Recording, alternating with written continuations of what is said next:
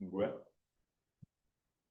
Mohl bych poprosit potvrzení do virtuální auditoria, že fungují mikrofony, že nás slyšíte? Slyšíme. Slyší. So, good afternoon, everyone. I would like to welcome you on another lecture on Institute of Archaeology, Czech Academy of Sciences. It's my pleasure to welcome here Raiko Krauss with his presentation Neolithisation Dynamics from the Aegean to the Central Europe. Raiko Krauss is professor of archaeology in University of Tübingen, and he focuses on wide period of time stretching from Mesolithic to Bronze Age, with focus on Neolithisation processes, burial custom, or early metallurgy. He's also very active in field. He leads excavations in Bulgaria, Romania, or Germany, and he has published and edited large body of monographs and articles that are quite influential and shape current debate. So I'm very happy to welcome you here, and please, floor is yours. Yeah, thank you very much, Daniel, and thank you very much for the invitation. I love Prague since my early childhood, and I'm very impressed about the young working group you created here in the Institute. And we had several times to share ideas about LBK. We met in Heidelberg for the first time 2 years before, and then again in Zadar. And I'm very happy to be here to present you some ideas, very general, about how the Neolithic spread into Europe from the Fertile Crescent, the Near East, over Anatolia and the Aegean towards Europe. I tend to use the plural for dynamic because it's actually what shows the research is that we are dealing with very diverse processes which differ from region to region. And I will give you just some examples how diverse the things happen here in the Neolithization process. So my talk will be structured in these 4 topics. So I will talk generally about the spread of the Neolithic, some general picture which you most of you are familiar already with. Then I will focus especially on the expansion of the Neolithic along the Danube, which is connected firstly with the volcanic classical Neolithization, and then coming to the Carpathian Basin, and from there the transformation till we are talking here about the LBK, linear band ceramic. Then special focus on 2 regions where I did research the last years. That's the lower Danube, nowadays southern Romania, northern Bulgaria, and then a specific focus on the eastern part of the Carpathian Basin, the Banat, and then I would like to draw some conclusions. So let's start. When we talk about the Neolithization of Europe, it's mainly 2 events. We are talking about 2 directions of the Neolithic. One is connected with sea traveling, and it's marked by an iconic style of decorating pottery with the help of a seashell, the cardio shell, and that's how it is called. It's the impresso cardial pottery. And actually the Mediterranean is the ideal, let's say, geographic zone for the spread of the phenomenon, because all these wild cereals like barley and wheat, as well as sheep and goat, in their wild species are indigenous only in the zone here of the Fertile Crescent. And it's obvious, even before these debates, if they were brought here with people or not, that these domesticates came from that region. And it's the natural way along the sea, as we have here dealing with seafaring, that these domesticates are spread here all around the Mediterranean. Actually, if you witness winter here in Central Europe, yeah, so it's not perfect.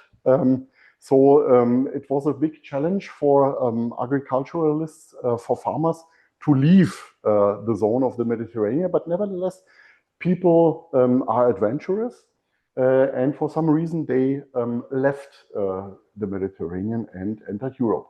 But it's not surprising that within these Mediterranean zone, we have a spread of the Neolithic all around the Mediterranean, including also parts of Northern Africa, within a span in the climatic maximum, the beginning of the Atlantic, to one event, which most of you are also familiar with, the 8.2 event, where we have for a certain period of time, that might be 250 till 400 years, where we have harsh winters, and very dry climatic conditions, which hindered the Neolithic entering further into the continent.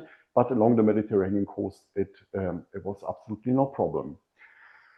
On the other hand, when we talk about the movement of the Neolithic into continental Europe, it is very obvious that before the Neolithic appears on the continent, we have a wave of innovations running, how to say, before the Neolithic. So there are a few indications. So it's very difficult to find the Mesolithic. So with these microlithic artifacts, scarce sites in the field in comparison to the later periods. But we have some indications that there's lots of communication before Neolithic farmers came here into play. So one element is the so-called trapezes, which are created in a technique which you can see here, doing some segments here from blades, from silex blades, with this specific technique here. And we can see that these microlithic trapezes are connected in Anatolia, in the Aegean, and in the southern Balkans with the early Neolithic, but they go further, even till the Baltic Sea, without permanent settlements, without pottery production, and without stock breeding and agriculture. Another element which shows us this intensive communication of Neolithic people, hunter-gatherers, before the spread of the Neolithic, are some tiny little ornaments on clothes. One example are these carp teeth, which you can see here in a reconstruction from Dusan Boric, from his site Vlasac here next to Lepenski Vir on the Danube Gorges. This is a reconstruction, how we can imagine this clothing of the people. And we have here like a paillettes sewn on the clothes, these little carp teeth. We have here another site, which is the Obnut Cave in Montenegro.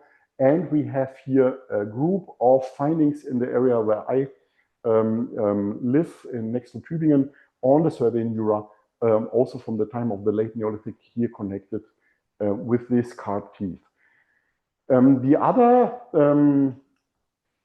biologic remain, which is used here for decorating clothes, is Columbella rustica, a small seashell which comes from the Mediterranean as well, which we have as well here, a concentration on the Iron Gorges, but also here on the Peloponnesus, and then all along the Adriatic till the Alps. So there's lots of communication going on. The techniques are spread, people are communicating one to the other. On the other hand, there's also another component which we have to consider is there before the Neolithic comes, and this is pottery production. Because there's a tremendous group all over Eurasia, pottery producing groups which are not connected with agriculture stock breeding.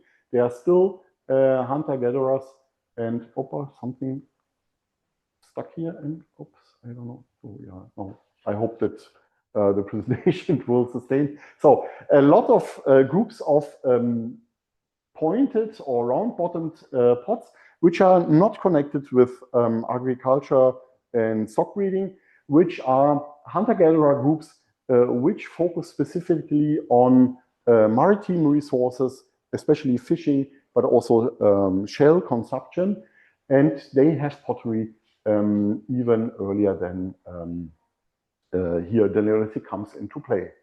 So, and talking in terms of absolute chronology, Homo sapiens sapiens showed that he was pyrotechnically able to produce pottery since the Paleolithic. Yeah.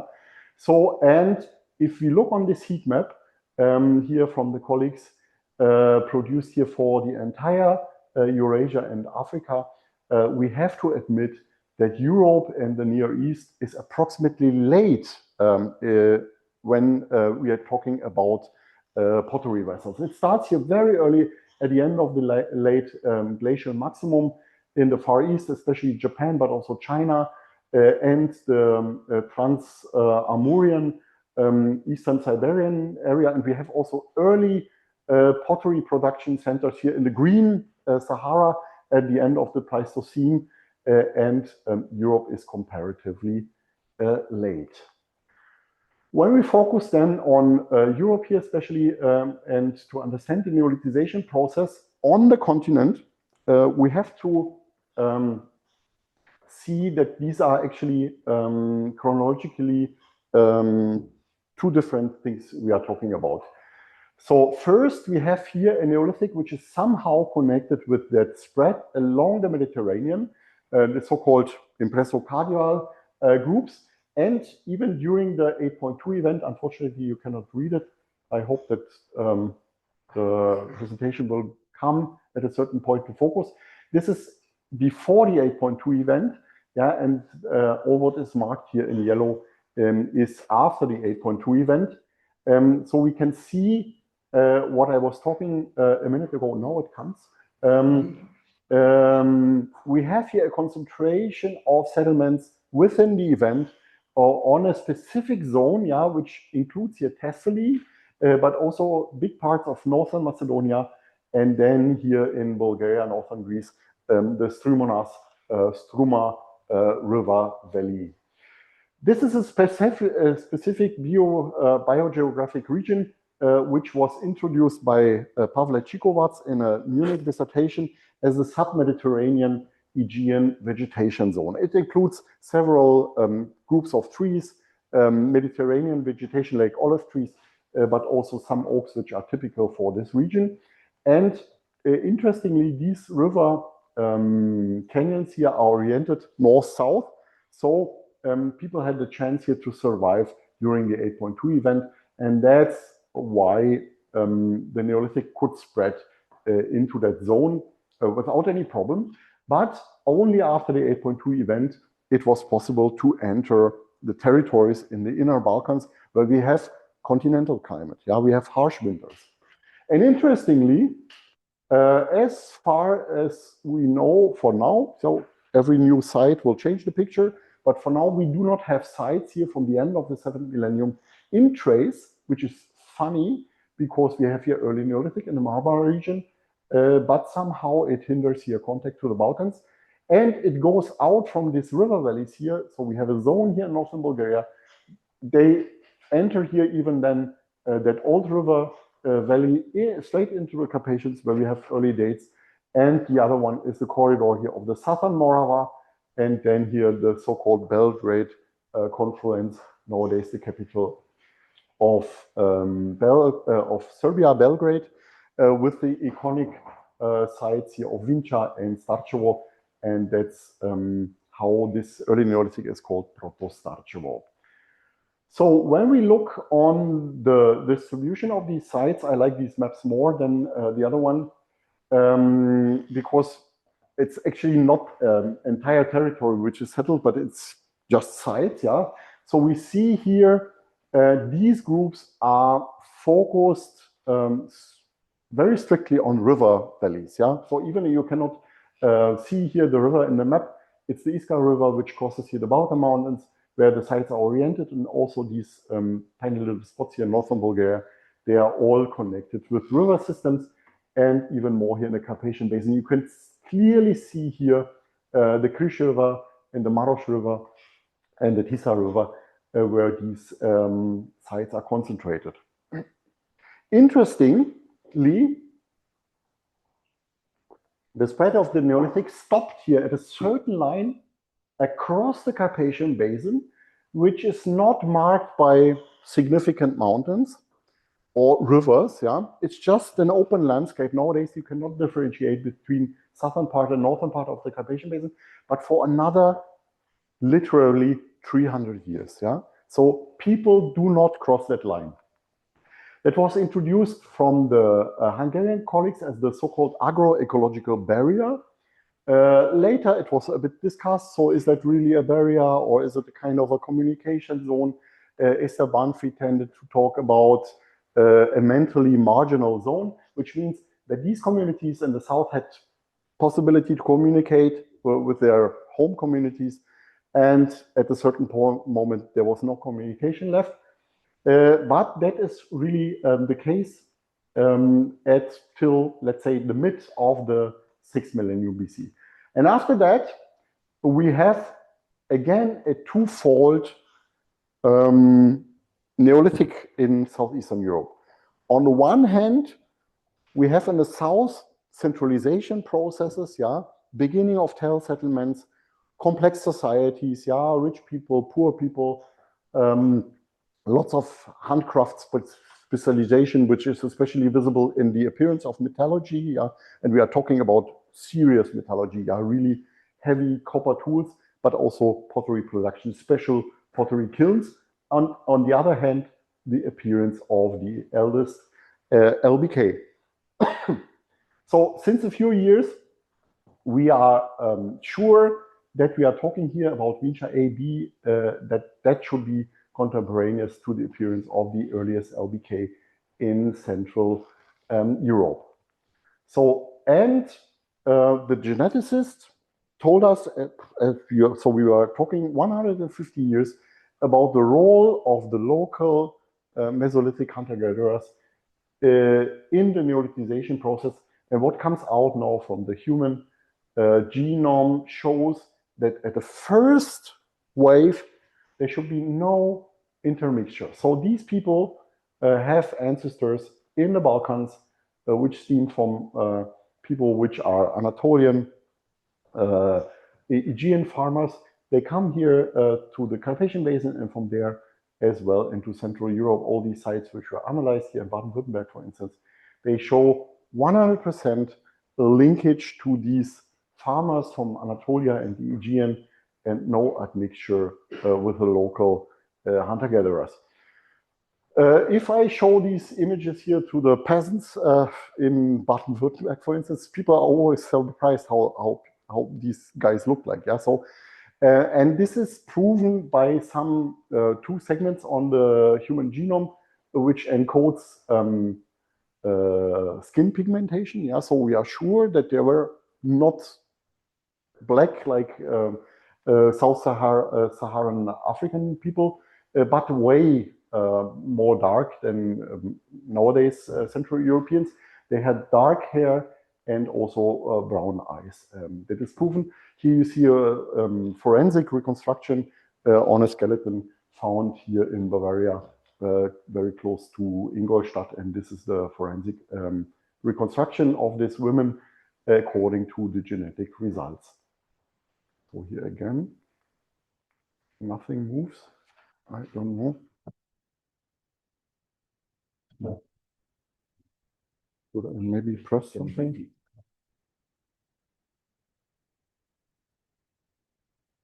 Oh, okay.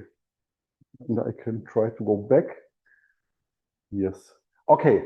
So let's have a look and compare a few elements of the Vincha world and the LBK world, which shows us that it's a quite different cosmos, yeah, a different understanding of the environment and different also built environment. Yeah. So on the one hand, as I told you, we have the appearance of tell sites. Here an example from Banat region, Uyvar Gomila, where we have this radial concept which comes from Anatolia and the Aegean. Yeah. And here it is manifested in a ditch which surrounds an area within a bigger settlement, because there are houses also outside of the house. On the other hand, the LBK concept of dwellings is completely different. Yeah, so you build one house which is oriented in a certain direction. In case here of Baden-Württemberg region in the Neckar Valley, it is always northwest, southeast, and there are many features looking in one and the same direction. Of course, not all from the same time, but they build one house and then another one parallel to it. At some point, there are 5 to 6 houses next to each other. So the second difference is these houses in the Vincha area are way smaller, yeah, and they are somehow modular. You can enlarge them via putting other rooms next to the house or to the one unit. And the LBK house is built as a solid, long thing, and it's housing, of course, more than a core family of mother, father, and the children. We can imagine, like from ethnographical parallels, that in one house lives all the unmarried men, and in the other house, the women with the children, but there can be also other core family groups, or at least maybe an entire tribe in one house. So the other thing what we can observe, coming from the Balkans, people had several possibilities. Yeah, so there was, for instance, a tool set, yeah, which was perfect actually. Here an example from northern Bulgaria of Charvo is the settlement where we have several adzes and axes in different contours. You can see here the cross sections, and from all that working set, people from the LBK choose only these asymmetrically formed things here, so-called Schuhleistenkeil, yeah, these specific tools. And the reason might have been that they can manage here the wood very good, but that and all the rest does not appear in Central Europe.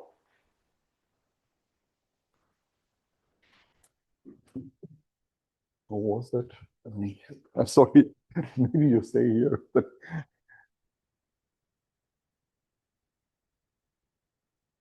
Okay, so the other thing was already stated by Jens Lüning in the 1980s.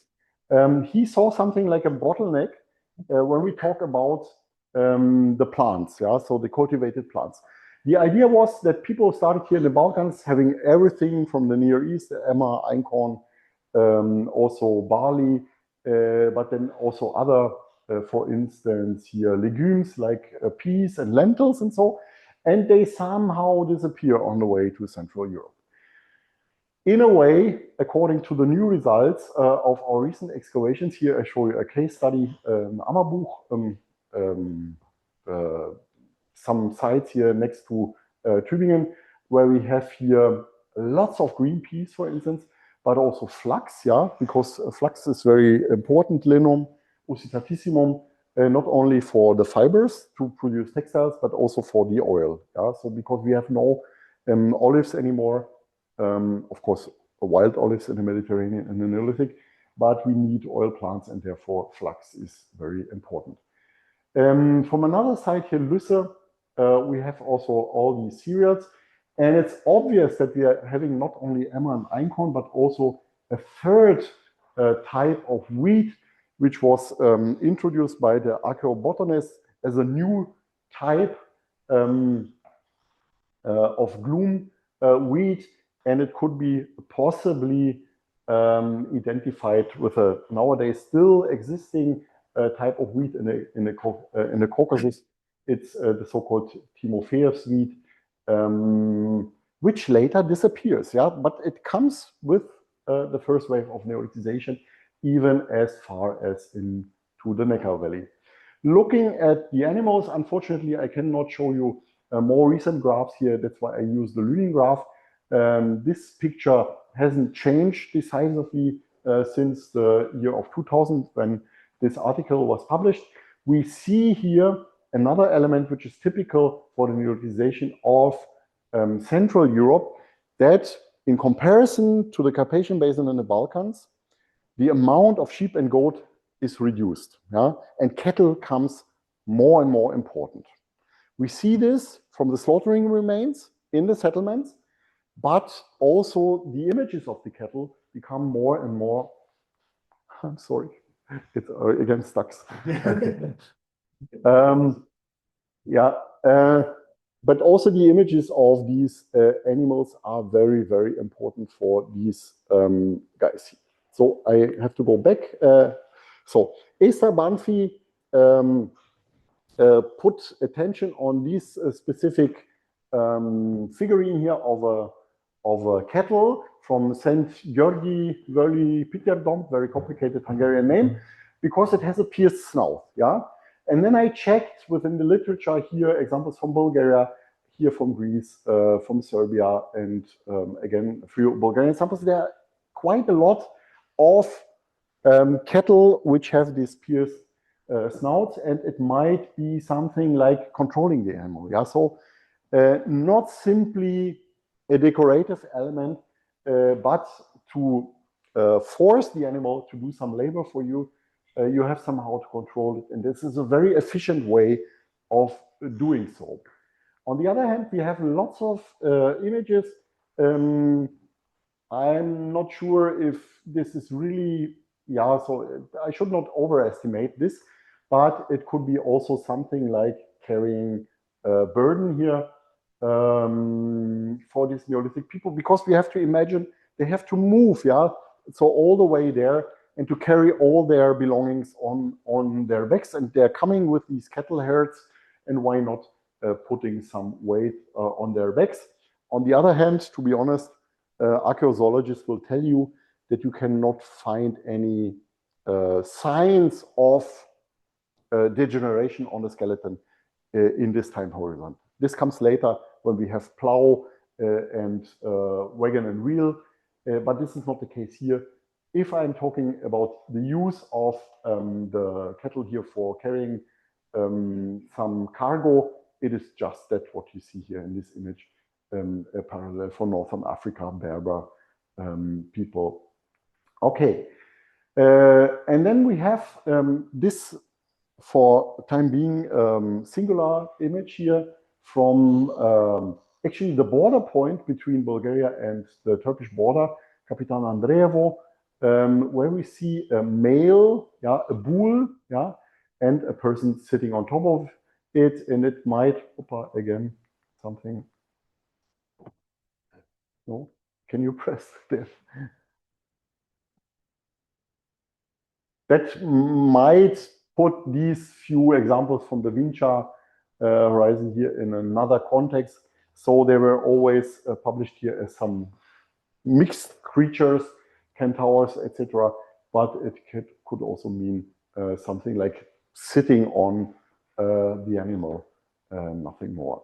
Okay, if we talk about combinations of furniture with idols, also Esther Banfi published here another entire book on these kind of tables where we have these kind of idols coming out of them, and she makes here a conclusion that these are somehow connected with female, yeah, cattle, so that means cows, and puts specific focus here on milking, yeah, and all these rituals which are connected with it. This is somehow connected with another group of figurines where we see here from the Balkans, where we have combinations of a table or a kind of a pedestal, yeah, or a fundament, where a figurine is sitting in it or comes out of it.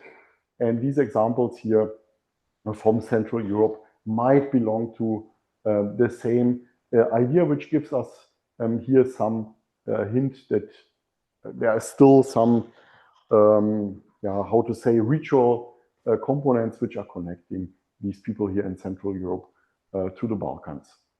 And of course, we have also handles in the shape of cattle horns, yeah, which are very typical here as decorative elements on the pottery in the linear Bandkeramik, even in the Neckar region. So there's another type of figurine which we know since long, yeah, the hooked naked woman giving birth or being pregnant, which is a very, very long story here in terms of cultural history. This is a time scale here. It starts in the middle of the 7th millennium. This figurine here from Hagilar is also belonging to the time horizon here, 7th millennium. And then it goes as far as the line of 4000 here. And you can see how sustainable this image is. Yeah, so even though that it gets more and more symbolized, and here are these swastika-like features, and then here more with the letter W or M, depending on how you turn it. And then we have, yeah, more or less the same idea appearing here in the stalked pottery here, Stichbandkeramik, in the Middle Elbe, Saale region. And another feature which connects all these idols here is that they are made of greenstone, yeah, so frog-like or trout-like, or sometimes humanized. Okay, another element which comes from the Mediterranean, makes a connection from these people to the region of origin, is the spondylus. Yeah? Spondylus galeropus is a kind of an oyster which lives in the Mediterranean. There was a long discussion if they are existing also in the Black Sea. I think this is finished. They could not live in an environment similar to the Black Sea, so they have to come from the Aegean. And we have here several examples of beads in LBK contexts. Here, for instance, in Kleinhadersdorf in Austria, where we have bracelets, we have beads as well. And here in Central Europe, where we are very far away, yeah, so on the Neckar region, and not so much access, so they're at the end of the chain, yeah, but they value these items so high that they imitate them in local limestone. Yeah? It's absolutely fascinating. So it's way more difficult to produce these beads of hard limestone than out of shell, but they do so, and especially this biconical shape is here adopted. So, looking now on two specific regions, as I said, Lower Danube and Banat. I will first lead you here to the Iron Gorges or Danube Gorges. That's a specific zone where the Carpathians meet the Balkans, and River Danube is cutting through in a very dramatic landscape here. Nowadays, you see here during the dam building activity, the water level is 20 meters higher than in prehistory and creates here a lake before Donje Milanovac, and the river has to cross that little gorge here and goes through. And if you're then in the middle of the gorges, it looks that way. It's obvious it's a landscape which is not very much convenient for agriculture stock breeding, but which is ideal for hunting, gathering, and especially fishing. And we are talking here about big fish like catfish or like sturgeons and pikes, which temporarily here cross, especially the female ones, to put their eggs in the little rivers here to reproduce. Yeah? So, and a few years ago here in 2022 appeared a paper from Brahmi and Boga, Joachim Boga from the Mainz Paleogenetic Laboratory, which tried to explain that we have here two different communities. Ones are the Anatolian Aegean farmers, marked in blue, and the other ones are the hunter-gatherers, yeah, so the local hunter-gatherers. And we have a few individuals which show an admixture. But if you look very careful, yeah, you see here that even within that group here of admixture, we have only 1, 2, 3 individuals where we have this admixture. And looking on the graph here, we can see here that these are here, let's say, the Anatolian farmer-related groups, and these two individuals here are actually very close, and the other ones are a bit more remote. So this paper was very critically discussed. Few people criticize it. Others say, okay, we have there the admixture. But nevertheless, these are only a few guys which show here a mixing in the real sense of the word. But looking at the same analytical material, so here a spread of these groups, so we can see here the Anatolian farmers, how they appear here, and the local ones, and here are the guys which show these admixture. So looking on the graph, which was published here by Mathiasen et al., so the Neolithic, so the spread of so the genetic signature of South European Neolithic. There is another group which is isolated from the others. So we have here the Anatolian Neolithic Aegean farmers. So we have here the Eastern hunter-gatherers. Yeah, here we have the steppe Yamnaya signature, which comes later into play at the end of the Neolithic, and here we have the Western hunter-gatherers. And there's one group here, 1, 2, 3, 4 graves, yeah, from a site on the lower Danube called Malak Preslavec, which are interesting because they do not fall into this cluster of the Anatolian Neolithic ancestry. Let's have a look at those. Yeah, so we are talking about these burials here, and this is the pottery which comes from there. So first, you see it's an old excavation from the 1980s, 1986, Malak Preslavec. The burial custom is very typical for the Neolithic. Yeah? So crouch position, hookers on the left, on the right, and we have volcanic painted pottery. We can even define here the style. It's Dutchable Ghirlandoid. And we have here a stamp, a clay stamp, which is also a typical feature for pottery Neolithic in the Balkans and Anatolia and also in the Aegean. But the genetical signature shows that these are locals. Yeah? So they are more related to hunter-gatherers on the lower Danube. But nevertheless, they adopted pottery, and not only the pottery, but you see it's very high quality painted pottery, and also this very specific element here of these stems. On the other hand, there was thoroughly undertaken botanical investigation. We see here Triticum, Dicoccum, Hordeum vulgare. Yeah, we have also pulses. Yeah, we have Pisum sativum, green peas, and we have, which was also very surprising, Vitis sylvestris, which is grape wine. Yeah. So then, a few years ago, in 2023, there appeared a Chinese paper here about the spread or the genetics of grape wine from the region of origin around the Black Sea into Europe, and we see here a gradient. Yeah, it starts here in the Caucasus, and then it goes slightly towards west and mixes up. First, we are dealing here with consumption of maybe only the grapes, and then, of course, wine production. And zooming in here, you have again to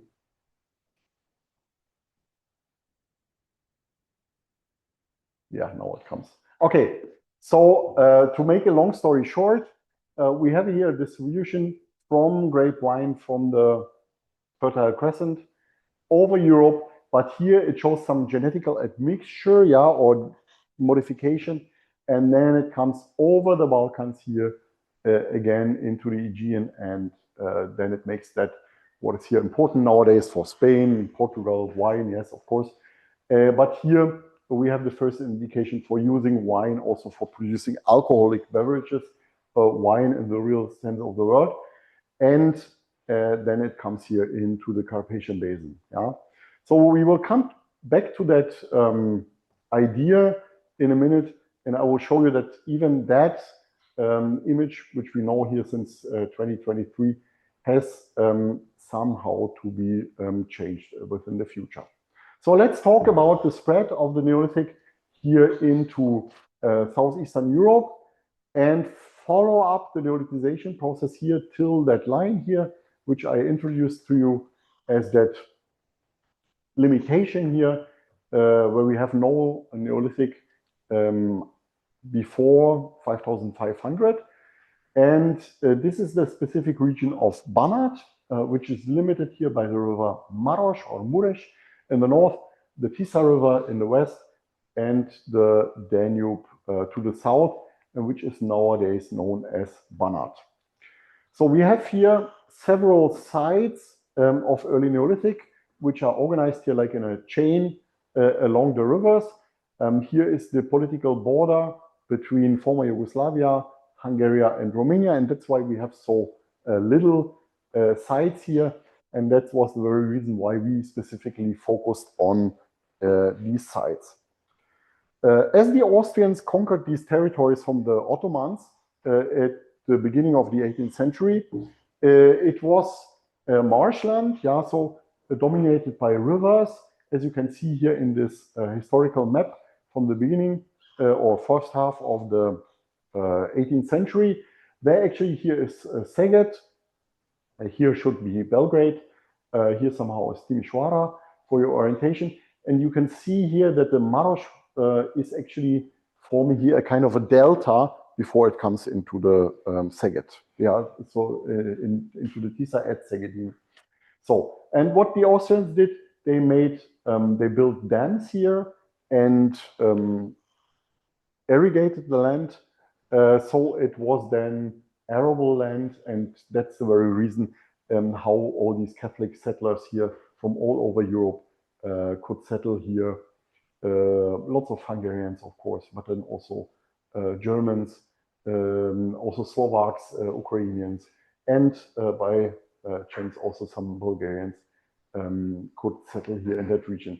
How the landscape looked every spring before the Austrians built the dams, you can see here from this image. It's a flooding in April 2005 as the dam broke, and you see here one of our early Neolithic sites at Frühgeschichte is completely underwater. Yeah, and that might be also the very reason why this land was interesting for Neolithic settlers, because it was flooded regularly like the Nile and fertilizing the land. Yeah, so that was the situation. So in this landscape, we are investigating here since 2009, several sites, and that's how the landscape looks like. And we have here indication for several early Neolithic sites. And there, even if you do not see the old river in the satellite image, you can imagine that they are organized somehow along these former creeks. So one site we are investigating here since, oops, could you press again? Since 2018 is, yeah, again back. So here we are, is the Movila Louis Dechov site. Unfortunately, you cannot see the name, but you will see it later, where we opened several trenches within the last years. This is the core Neolithic area, which is surrounded by a ditch. And according to new measurements, we have also long houses here, which are quite interesting, because we have here the shift maybe from the round Balkan-style settlement towards that what comes later. Yeah, so the LBK or contemporaries with the LBK longhouses which appear here in the surroundings of the core site. So let's have a look here into our last planum of the ABC trench. There I can explain you a bit the stratigraphy. We have here a lowest level, yeah. So these are all lines, ditches with several posts in it. You can see it here in the imaging. And then more or less in a right angle go walls from it, which build the houses. So then we have an overlaying feature here of even more clear structures in a phase 1B. There was a change in the orientation of the settlement. And interestingly, you can see it here, the idea of the hamlet is to build a round structure. Yeah, so, and then we have a phase 2 here from the early Neolithic, which is actually also early Neolithic, but deals here with only big pits. I will not talk about this. Okay, so we have a large series of C40 data. We have also here relocated material, which we can omit from the series, and we made a modulation. And it's obvious that we are dealing here, oops, wait, again. With a phase of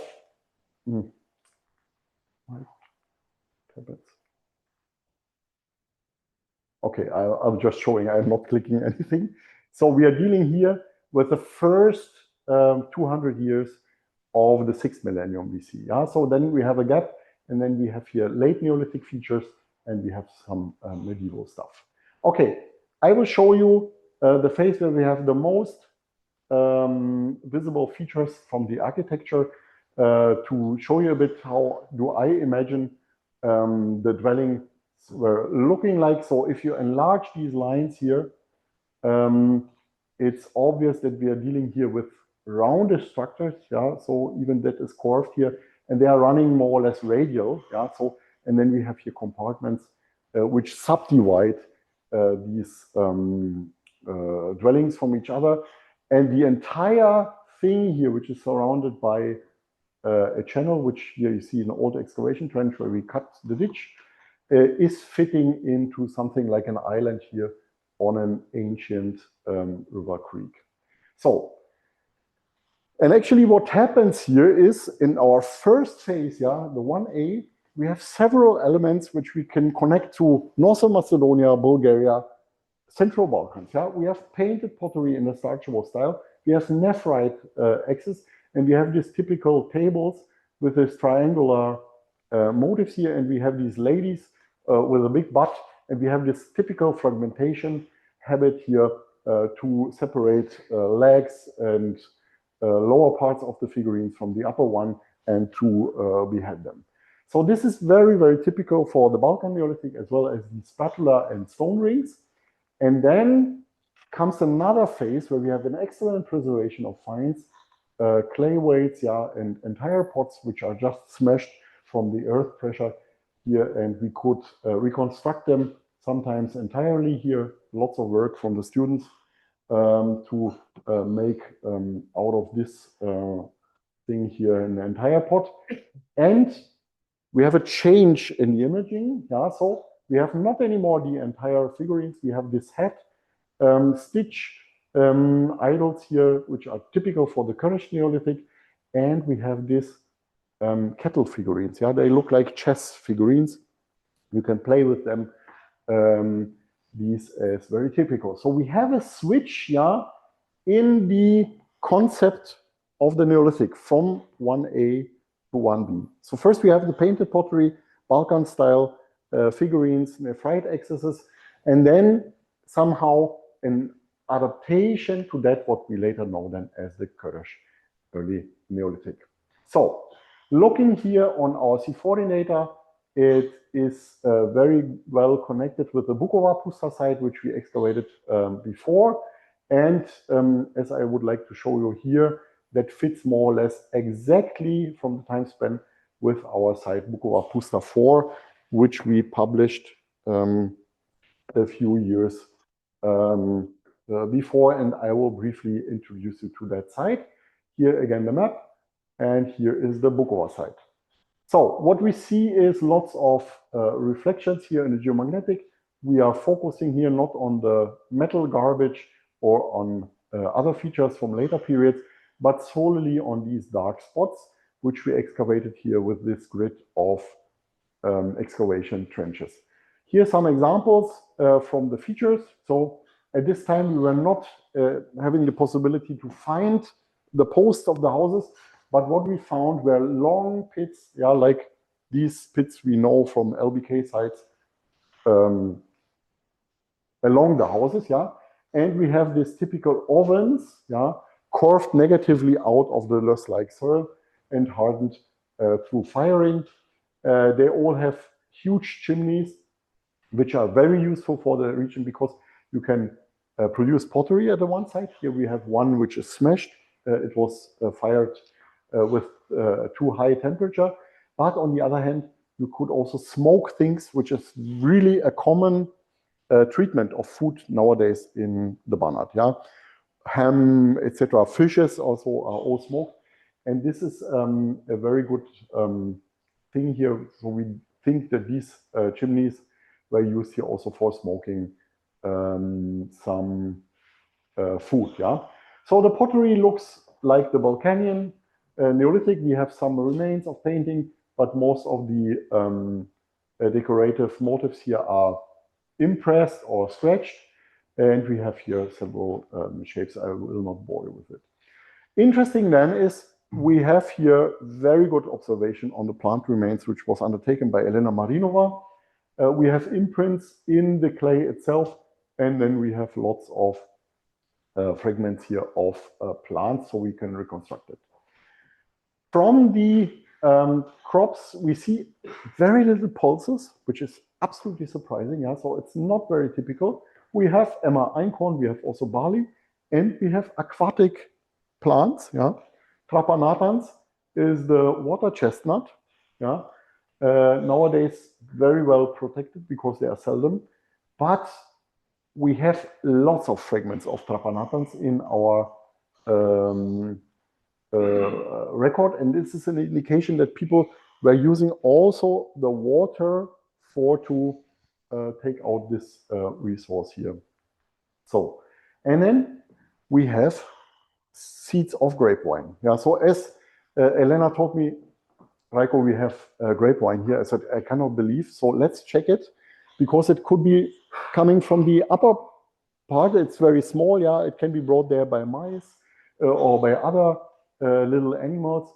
But we made it serious. So as far we have 6 seeds of grape wine. Yeah. So, and we made the patients of 4 of them. Yeah. So, and only 1 is quite younger, but the other one fit in this time frame. So we are absolutely sure that this is early Neolithic. So there are 2 possibilities. This is grape wine, which came with people during the Neolithization process and brought there to the Carpathian Basin. I would prefer this thesis, but the other one, I have to admit, is also very plausible. Elena said maybe the graphs are not correct, the maps, and this is a certain region where this could have survived the Paleolithic. And we have here an indigenous wild grape wine because it's growing like a liana high above in the trees. People were using it. Yeah, we find it in the refuse of the settlement. But okay, so we will see. It will be interesting to analyze these grape wines genetically, if they are rather connected to the Caucasian one or to the Aegean. But we have here 6 BT seeds in there. Looking at the animal remains, it's striking. Yeah, look here. We have mammals, and within the mammals we have also wild animals, and then we had fish like crazy. Yeah, so and we have freshwater bivalves and we have freshwater gastropod. It looks like a Mesolithic Köttenmörding. We have plasters of shells. Yeah, so that's why people were eating snails and bivalves. Yeah, mussels, and you see here we have lots of aquatic resources, and they consist of more than a half are terrestrial or freshwater gastropods. Yeah? It looks like a Mesolithic population, which partially took some elements like pottery production and cereals, but in rest stayed with their economy. So fishes here, you see lots of fishes. This is the analysis here, preliminary from Angel Blanco La Paz. A very preliminary, where you see we have big fishes, small fishes, even a seasonality can be reconstructed here. And this is not simply our site. If you go further here into Hungary, you see here you have lots of sites where we have this high amount of aquatic resources. That's why I thought maybe this is another concept. This is a Mesolithic population like in Malek Preslowitz, which took some elements of the Neolithic package and adopted them somehow, but stayed them with their economy. But it's not true. We have one burial from the Bukova Pusta 4 site, a small child here, 7 years old, plus minus 3 years, and it fits here with the end of the settlement, approximately the middle of the 7th millennium BC. And the genetic analysis showed it's female, yeah, and it's this mitochondrial haplogroup T2B23, brown to black hair shade, intermediate skin color.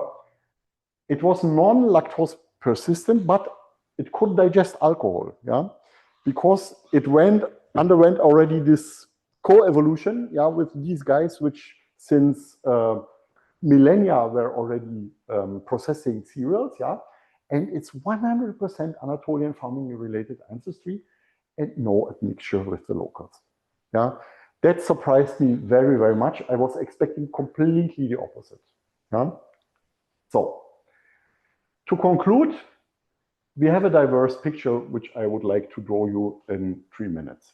So we have this Anatolian Aegean Neolithic, which goes with groups by boat, which spread the cereals, but also sheep and goats over the sea. We have here a bottleneck. We have the big animals here, the cattle on the islands like Cyprus and Crete. But then there was not enough space maybe on the ships. The cargo was limited. So the cattle appears here still in the Adriatic, but it disappears then from Sicily further to the west. Yeah? But the people are one and the same. Genetically, we cannot distinguish them. And even today, we have the highest concentration of this Anatolian Neolithic genome on the island of Sardinia. Then we have the spread of the Balkanian Neolithic, the same group of people, yeah, and they come here to the Banat. Our child from the Bukova Pusta 4 is 100% in that line, but we have here indications that at Lepetskivir, people were of both groups, and 3 of them were somehow intermixing. Then we have another group here in Malak Preslovets, which are clearly only hunter-gatherers genome, but they have the full package of the agriculturalists. And then we have the highway here over Transdanubia, Czechia, our region here, and Austria towards Germany, Central European LBK, one and the same genetic. So, talking about nutrition, we have the spread all over the place here of cereals, mainly wheat, but also barley.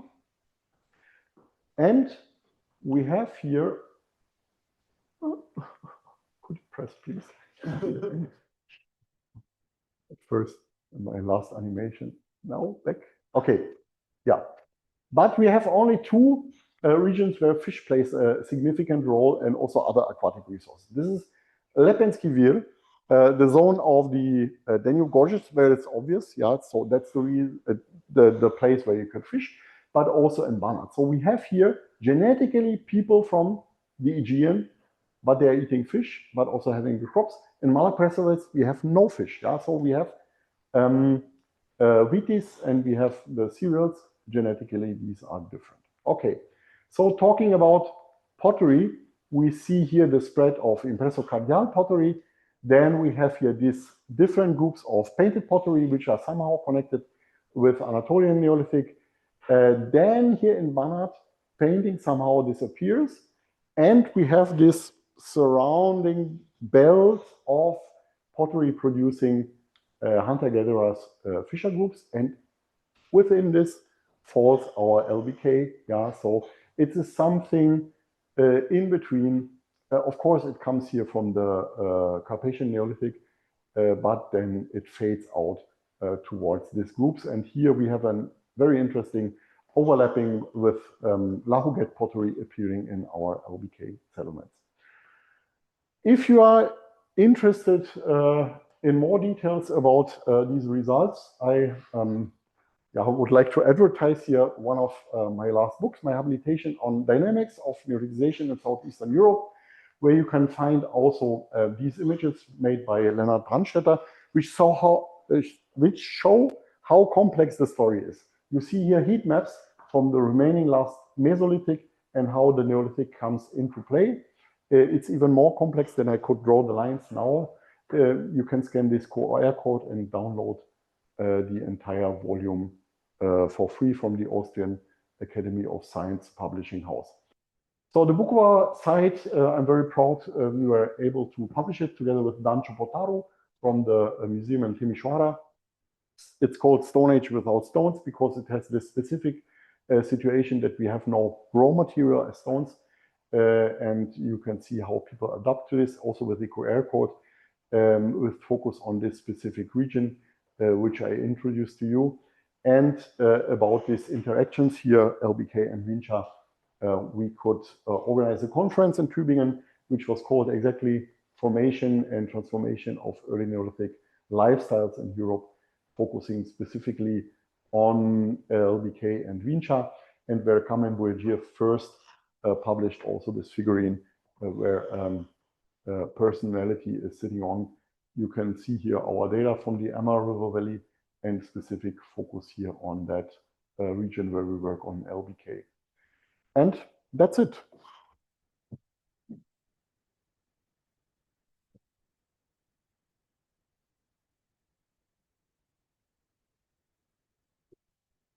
Thank you very much for your lecture. Now is the time for discussion. So if you have some questions or people from virtual auditorium has some questions, please write us to chat. So I would like to have the first question. You presented quite colorful picture of the communities and the strategies adopted by Neolithic communities or mixture of Neolithic and Mesolithic communities in Balkans. Do you think if we would more focus to this topic, we can find a similarly colorful picture in the Central Europe? Or do you think the LBK in Central Europe would be really much more unified in this way? Yeah. For the time being, it looks very homogeneous. Yeah, so in terms of the organization of the settlements and also the economy. So the burial rites are not that fixed, but we have some graveyards. So we have these intramural burials, and it looks more or less very, very homogeneous. Yeah. So for now, I would say it looks like something they needed this 300 years in the Carpathian Basin to form something new with a very strong maybe ideology or something like this, and they kept it for the first, at least for the first generations. But let's see. It would be interesting to compare as well this eastern branch of the so-called LBK, this Alfeld Linienband ceramic, which is already alternative concept, yeah, to the LBK, to compare that. And then let's see what comes out if we go further with our investigations, if they are plopping up different concepts. So for me, the most striking is that LBK people are not tending to eat fish. Yeah, even though that we are flotating now and we find even the tiniest pieces of charred remains, we should find the fish bones. Yeah, but it's not the case. In most of the places we have absolutely no fish remains, or at least the shells we should find. Yeah, and this is completely different from that what I saw in the Carpathian Basin, or to be precise, in the eastern part of the Carpathian Basin in Banat. It looks like a different picture.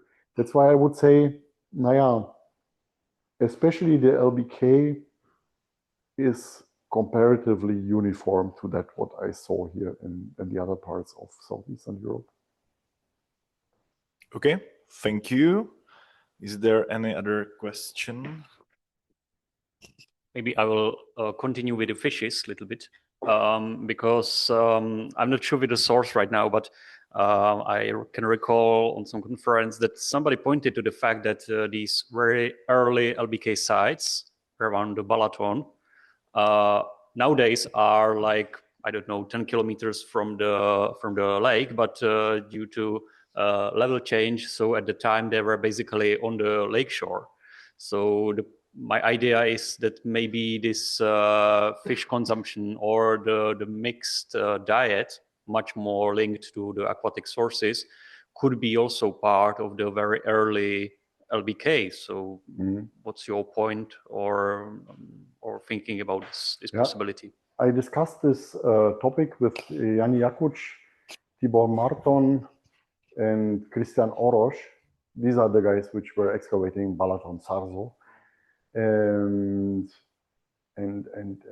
as far as I remember, they said they were not using fish. So they haven't not in a significant amount that it is part of the everyday nutrition of the people. So yeah.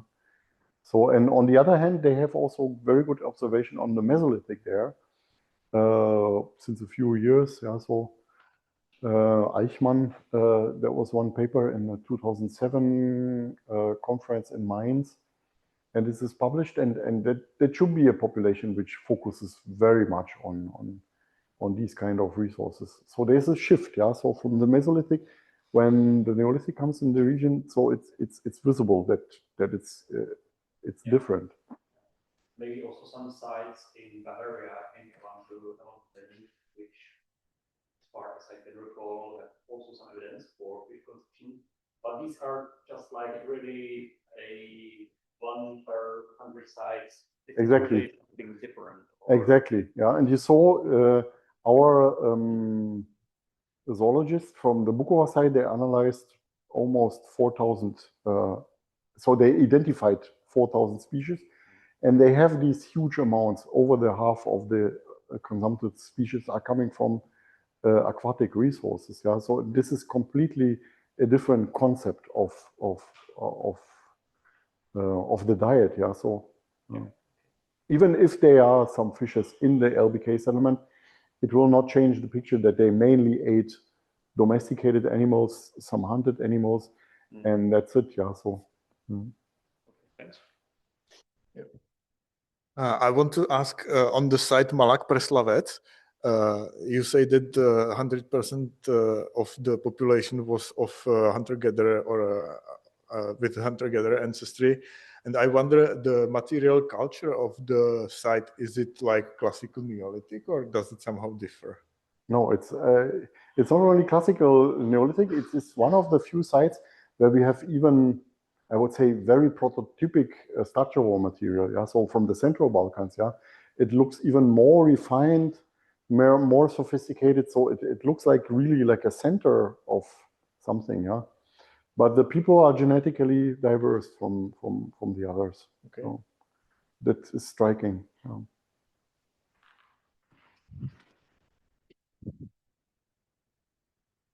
I will maybe continue in this line of questions. Do you have some thoughts on the nature or the role of the original Mesolithic population in the spread of the Neolithic, or the nature of the interplay between the coming Neolithic population, since they clearly have somehow interacted and yeah, so we have to differentiate. So in the Danube gorges, there is for sure it is visible. Yeah, so even in the figurines they have there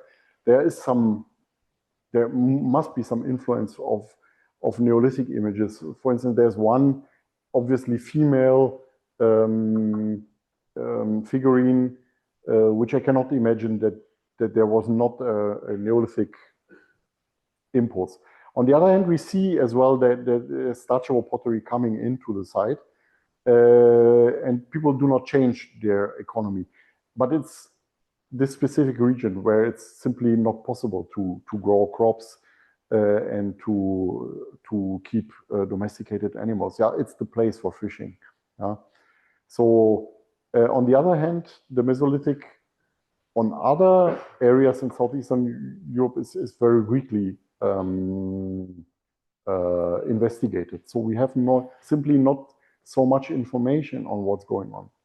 So when we come to Central Europe and we talk about these territories where then the LBK established itself, there we have information about Spätmesolithicum, yeah, the late Neolithic there in Germany, Beuronian, and also these very specific groups, yeah, or in northern Italy, this Castelnovian and so. They are known sites, but actually what we see is that they do not interact with the groups which come in first.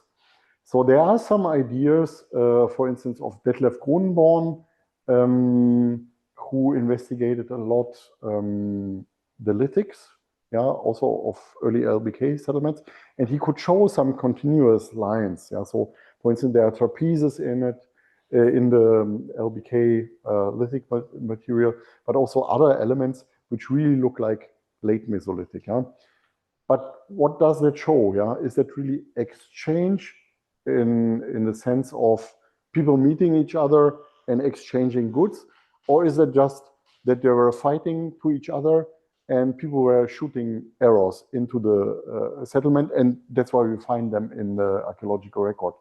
Or on the other hand, that these were for some use for the Neolithic people, and they just steal it from the guys. Yeah, so there are several things we have to think about these relationships. Yeah, so genetically, at least for the first generations of LBK appearing there, what the geneticists tell us, there is no admixture. Later it comes again in, yeah, but at the first hand, it looks like that is really a concept which does not interact in a way with the locals, that it influences their community, and it also does not give any impulse to change anything in the Mesolithic existing culture.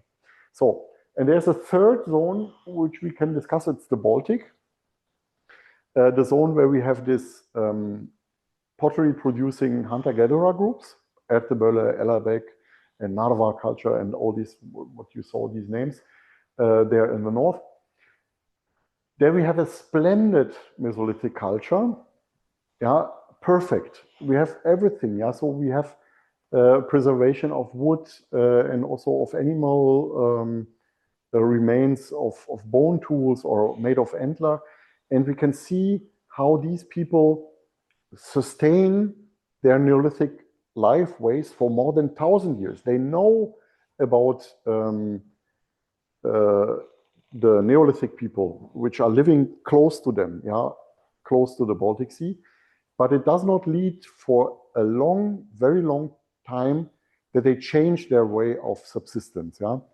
Only after a certain period, they adopt several elements, and they were developed very sophisticated models, for instance, from Christina Jenbert, Fertile Gift, or from Marek Zwelebil, that with the availability, which try to explain under which circumstances these people, hunter-gatherers, Mesolithic hunter-gatherers, are willing to change their conception, yeah. So, and then to become farmers, yeah. So it's very complex, and the answer, that's why I'm sorry that I talked so long, is diverse, depending on which region of Europe you are talking about. And in terms of, let's say, more indirect evidence, like the technologies, like we see the ceramics in the Mesolithic societies, and then we see maybe, I don't know, like maybe some of these subsistence strategies like fishing, or even maybe just movement through the landscape, transportation inland, which maybe might come from this knowledge might come from the Mesolithic populations. That just now, like I'm fantasizing, but I would be interested if you have some idea about this, like, or if we can more imagine it like they lived, that it was possible that they lived past each other and maybe just had some spare contacts, like, or fighting or something like that. Yeah, so if we rely just on the facts, on the archaeological facts, the fact that the Mesolithic survived for such a long period, yeah, even though that the concept of agriculture and permanent settlement is so successful, yeah, so almost all over the world, people now live in houses, yeah, and eat, or part of their diet, most part of their diet is from Neolithic processes, yeah. It's still there, so we have a site there in North Rhine-Westphalia, Blätterhöhle is it called? It's a cave site where we have a Mesolithic burial, and if I'm not wrong, it dates in the 4th millennium, yeah, so very late time within the Neolithic, and that we still have their indication for a Mesolithic in the real sense of the word, yeah, so economically, but also the way how they bury their descendants and so is telling, yeah. So we have to estimate that there's a long living, I would not say together, but next to each other, yeah. So parallel worlds, yeah. And we also have to keep in mind that there is a possibility so that people do not necessarily have to have a conflict, yeah, because about how many people do we talk about, yeah. So with these waves here, so there are calculations according house sites and also the burials we have there. Let's say if there are 10,000 people coming with a Neolithic process in there, how much is this, yeah? And how much should be the amount of the local population, yeah? So how big is the chance that they really have to have a conflict to each other? I would rather see that the agricultural lists, yeah, because they are fixed on specific territory, so they need soil, they have a conception of land owning, yeah, so they are more endangered to have conflicts in between each other than with the wild guys which are living around them. So they are not conquering about resources, yeah.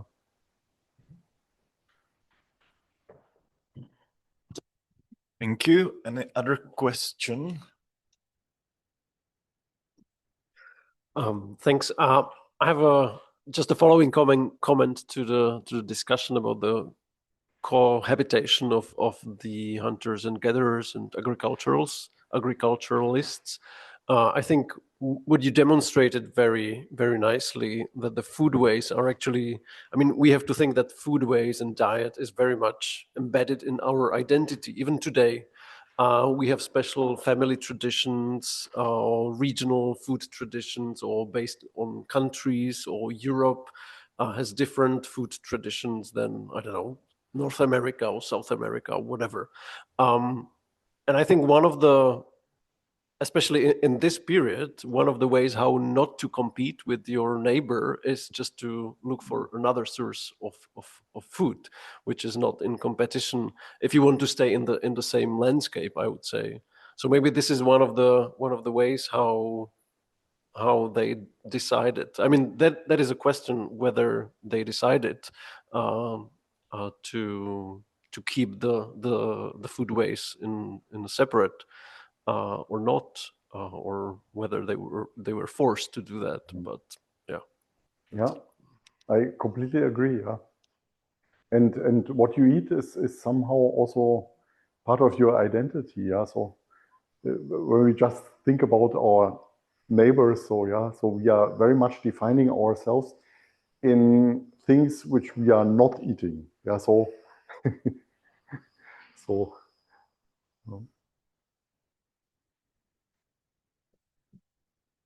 So thank you. I will just check if there are some questions from online.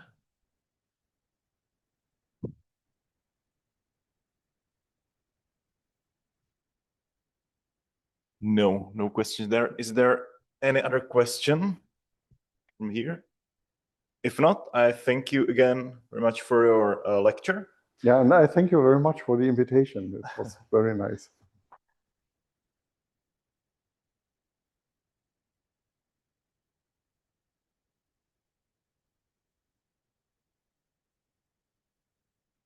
And we can continue the discussion without the screen possible. No. So thank you very much. Sorry for the problem. And